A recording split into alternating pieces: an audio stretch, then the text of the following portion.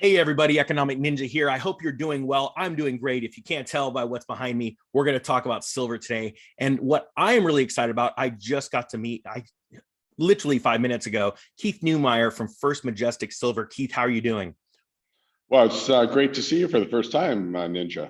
Yeah, thank you so much. And guys, just this is not a sponsored video. Why? Because First Majestic is massive. They don't need to do anything. They are crushing it. I have been invested in First Majestic for years. I currently love to use them for my call options. Not right now. That's not financial advice. But I also invested in a company my children did. Was it First Mining Finance you started, Keith? It's now called First Mining Gold. That's right.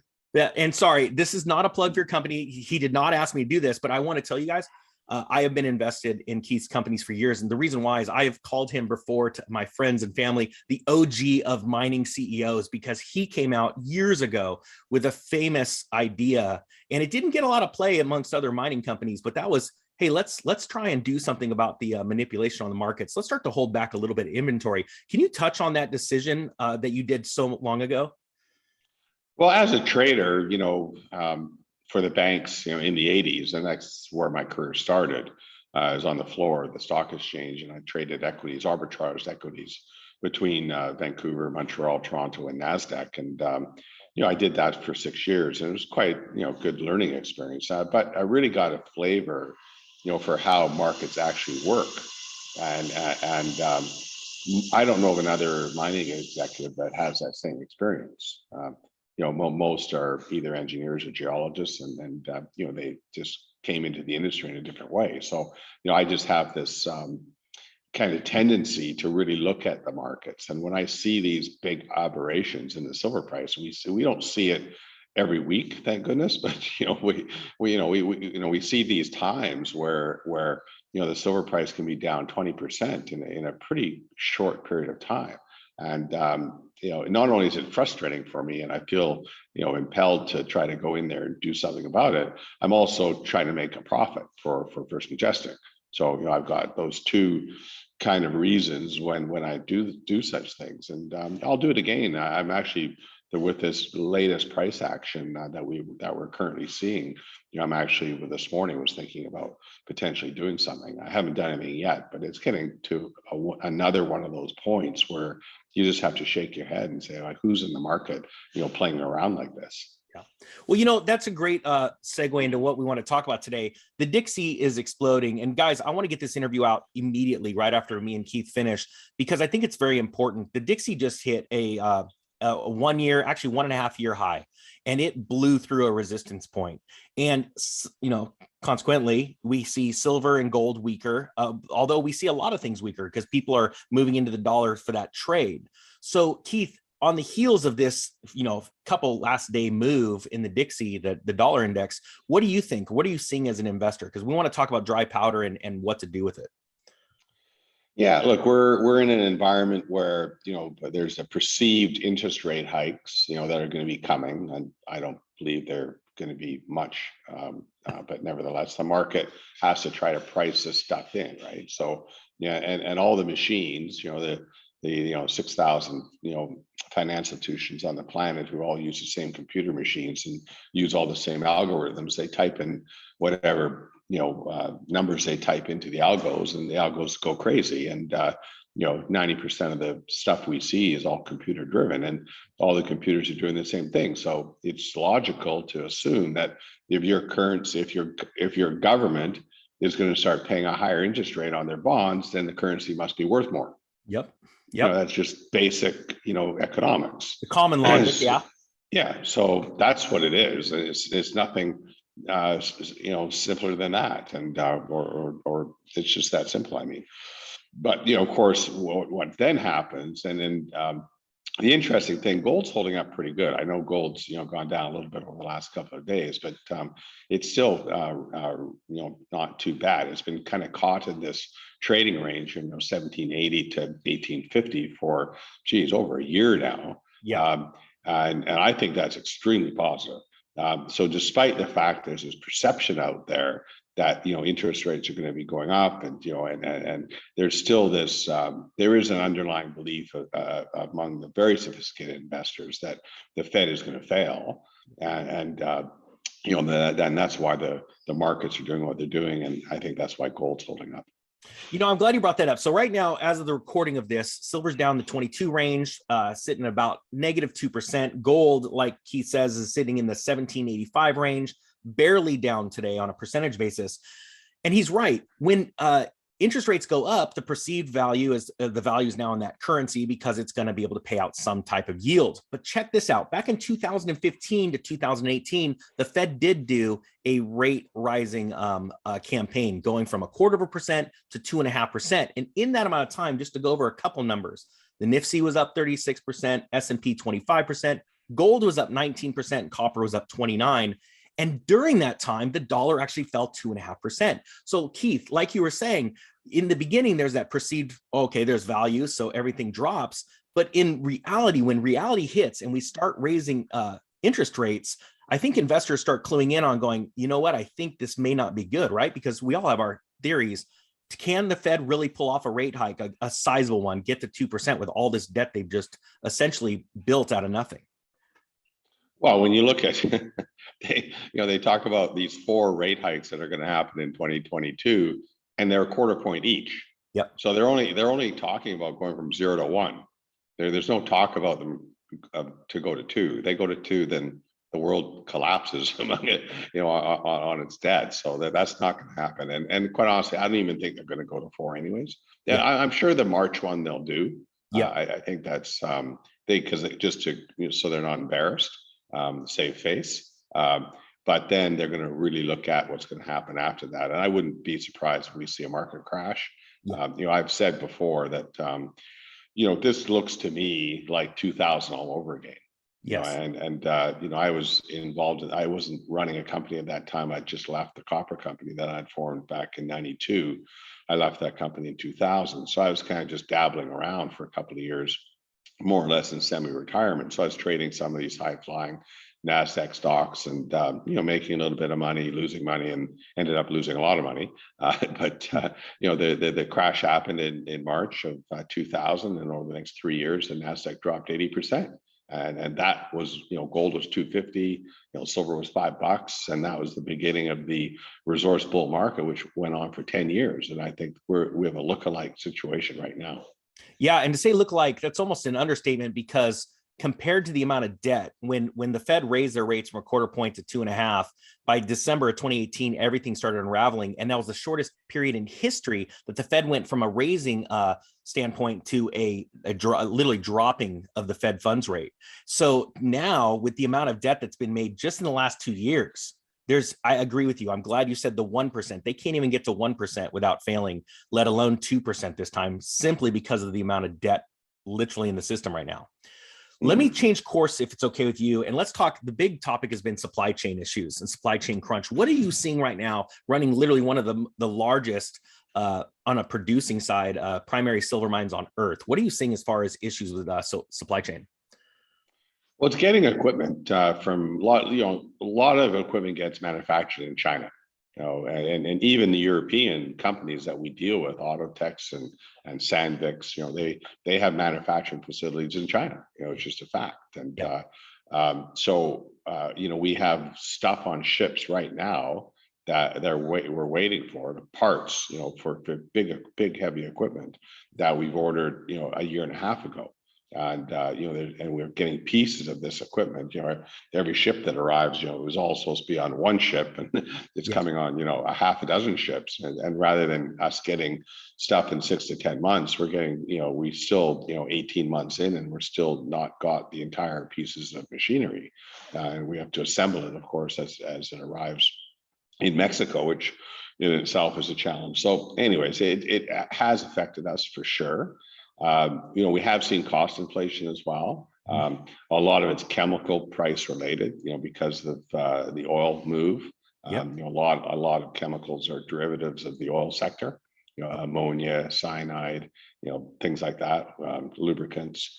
and so on. So we have seen price inflation there, and also just the fact that we have so much of the workforce that is not working, because of COVID and work from home and so on and so forth. We've had to hire extra staff, to fill in, holes that's been created from, people not being able to report to work. So, yeah, it's been, challenging a couple of years, and I think our management team has done a bang up job, dealing with it. You can't go into one of our operations without getting tested, and you might actually get tested 2 or 3 times in one day. Depends. It's happened, right? It's driving the tractor and something's coming right under the nose. Geez, you go from the mill to the mine to the office, and just all these barriers that it's a little bit ridiculous, quite honestly. But we do it. We try to keep everyone safe and keep everyone happy and keep because we want people to come to work, of course. And we say ridiculous, and I agree with you. But it's really neat to see companies make it through these hard times, because I always tell people, if your company can make it through a hard time, it'll explode during a good time. And we are seeing times change right now when it comes to the silver investor. The silver investor is not the same investor that was in the market in 2010, I believe. I believe there's a lot of people still there. But let's talk about Wall Street Silver. I am friends with Ivan and Jim from the very beginning. They're the first people that ever interviewed me. Okay. Rick Rule was on my channel saying he was actually the first to say on my channel he was wrong. He thought that they were going to get messed over by the COMEX. They were just like the Hunt brothers, but he didn't realize it was like hundreds of thousands of people worldwide with cash buying silver. What are you seeing as far as the effects of like this movement with Wall Street Silver on the silver investor or the market itself? Well, I think it's annoying the heck out of the banks, actually, because they can control pretty well the commercial side of the business. Yes. Right? Yeah. Because they know what the miners are going to be producing, or approximately what they're going to be producing, and they know what the customers are going to be purchasing approximately. Yep. So there's that flow that they manage, from mining to industry, and it's worked pretty well for them. Yep. And they arbitrage that trade, and been doing it for 30 years. What they don't control is the retail investor. Yeah. And that's why you had a bunch of these individuals jump onto CNBC, back in February 1st and February 2nd, during the Reddit crowd, coming into the market for the first time, telling the world that these Reddit traders should be banned from trading, that they're not responsible investors. Yeah. We successfully tampered down the market, because a disaster would have occurred if, we allowed silver to keep going up, and which is very telling. For sure it is, and, when as a regulator, I've been in this business for 35 years, and I've never seen a regulator once come out and say, we successfully affected a market, ever. Yeah, and that should scare the piss out of people. It's not their job. It's their job to protect investors. Amen. Not to protect the price. Yeah. So I completely agree with you. Now, something that also is blowing my mind is that, my first investment in silver was a 2-ounce bar, hand poured, in 2009. I want to say my spot price was $18. The VIG, or the price over spot, the premiums have exploded since 2020, especially. We've seen this before back in 2015, the American Eagle program, blanks running out because of what was going on with Sunshine. But the facts are, it seems like things have changed. The squeeze has actually been a squeeze, the silver squeeze in the premiums for like 2 years. Now, I know that you have, and that's something, again, this is not a plug for First Majestic, but something outside the box. You have your own bullion business, your own store.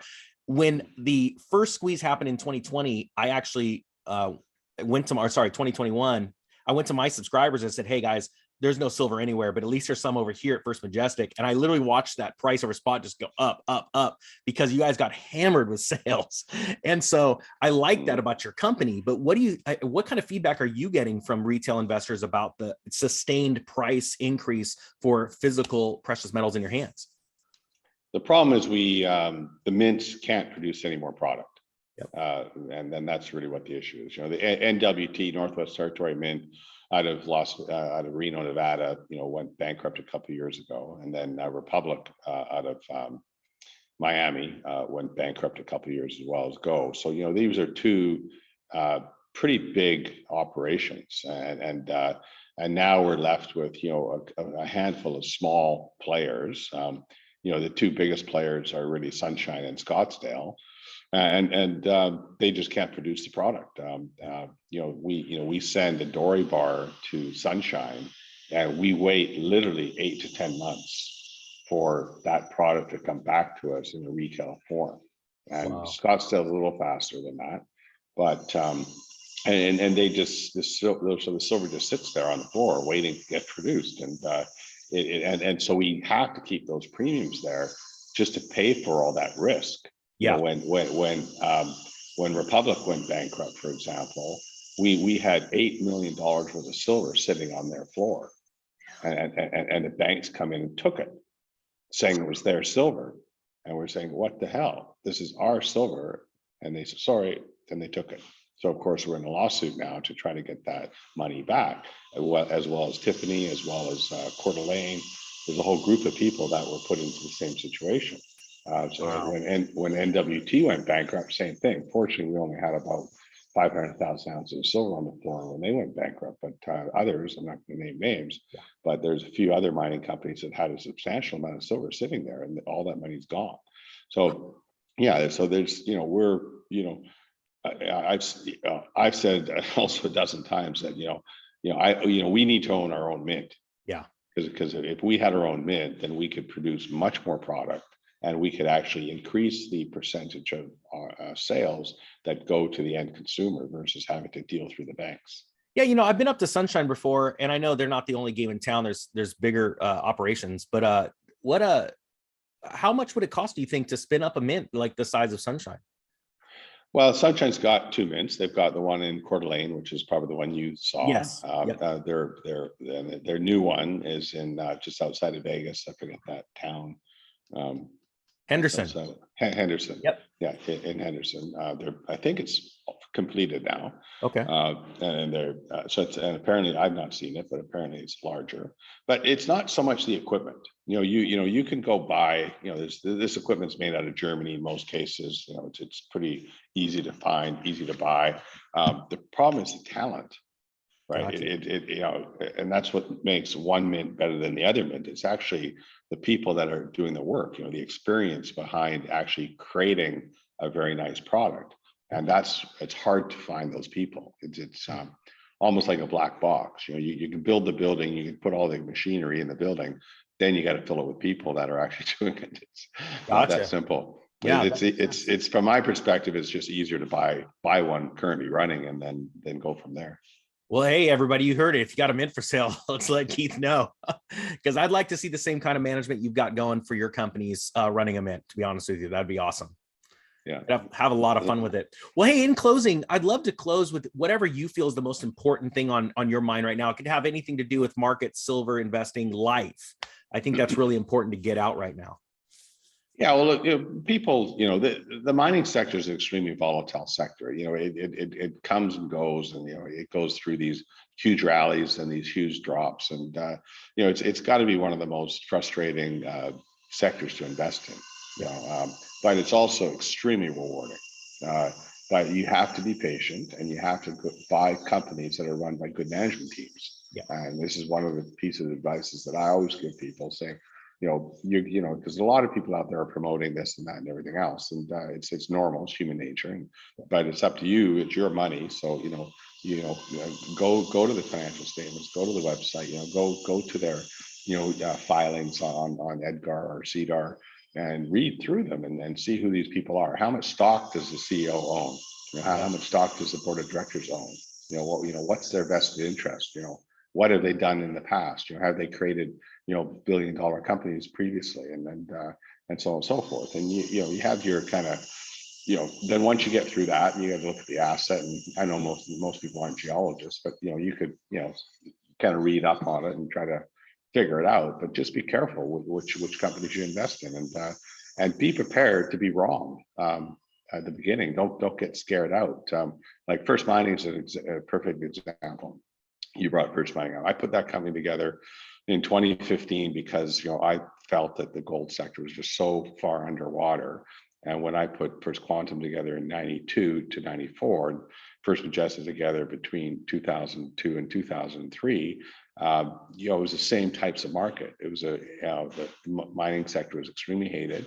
I was able to pick up 8 companies and merge them into First Mining Gold. And granted, the stock looks like crap, but it still got one of the best gold portfolios there is in the entire planet. Yeah. Yet it's going through permitting stages right now. And for those of you who follow the mining sector, the famous Lassonde curve. People don't know what that is. Look it up, Lassonde curve. So you go through an exploration phase, you go through development stage, then you go through permitting, then you go through construction, then you go into production, and you can see how the stock trades during these different phases of the development of that business. And it takes a long time to get an asset from the drilling stage to the production stage. Our Ermitaño project, which we just brought into production, we discovered that in 2016, and it just had its first pour in November 2021. So that's a long time. Yeah, that is. And we had, fortunately, the mill was already built because the discovery was 6 kilometers or 4 kilometers away from our current mill. But if you had to build a mill on top of that, you're talking another couple of years. So so 8 to 10 years is not that unusual from discovery to production.